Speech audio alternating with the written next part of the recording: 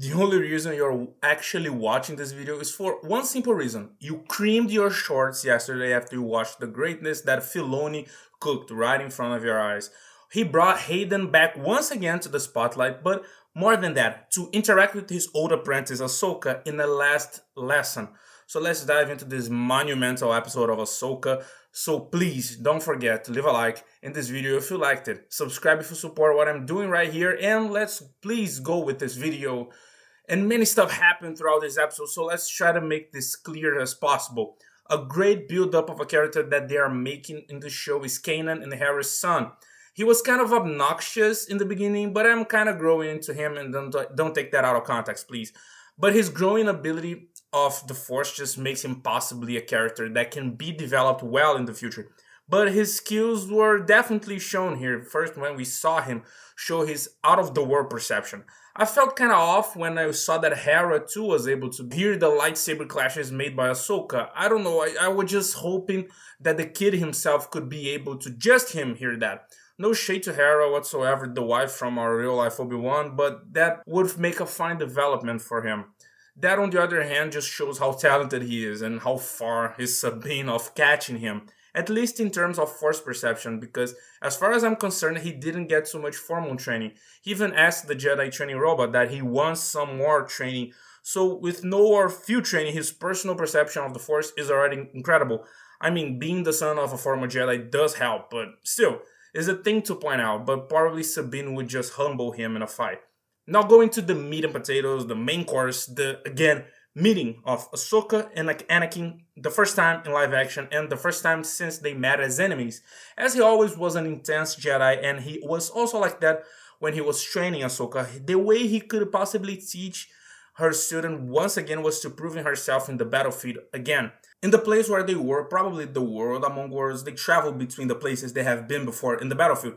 And when I saw Hayden using in live action for the first time the Clone Wars armor that we have seen countless times in the animation, almost made me tear up.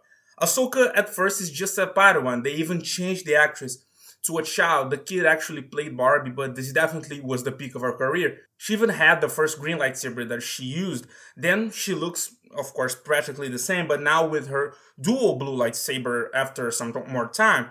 And he, as a fantastic master that he is, show what she lacked in the past, and she almost repeating herself as she's afraid of failing, afraid of fighting perhaps, and he imposes to her the need to be determined and focused. Those flashbacks within the Clone Wars serve as a comparison to the approach she needs to take. She must understand that there are new times and they need to adapt. Anakin even did when he was trained as first a guardian of peace, then reformed as a general, and now Ahsoka needed as well to accept this fact. It wasn't all flowers, maybe a deeper moment with them, with more chatting perhaps, but I don't think that would suit Anakin's teaching style. He delivers to her even her ultimate challenge, leaving her in the brink of her emotions, because they fought with Anakin still as Anakin, but as he comes as Vader, so to speak. Even the lighting effects of his Vader suit appearing was crazy. He comes to her even with the same robotic and threatening voice as Vader had. The fighting style was basically the same as Anakin, but his eyes flourished with the dark side.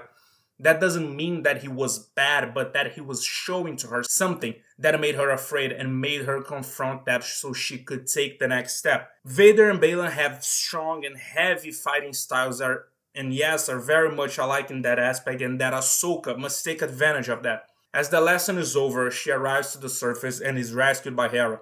Even though the political intrigues that she has with the Republic and Martha is important as they create a background to the downfall of the Republic to the newer movies that I know not a lot of people like, but it is what it is. And it becomes basically the only option for them to actually follow Sabine and Morgan. After Ahsoka uses her abilities to sense her, they jump into the Purgo's mouth that together with an army of them just jumps into the hyperspace to this new galaxy. Filoni shows again the connection that the Force has with all living things, and Ahsoka exploits that as she communicates with the Purgos. It basically becomes a common language between them. This episode was probably my favorite, my personal favorite. Probably one of the best episodes of TV shows of Star Wars related things. in Disney Plus of all time. And for everything that happened in this episode, what did you guys think? Did you miss Anakin? Comment down below what you guys thought and what might they encounter in the next one. There are 3 episodes remaining, so please let's just hope that the episode doesn't have 25 minutes. Thank you guys so much for watching. I will definitely see you guys on the next video and of course on the next review. So goodbye and peace.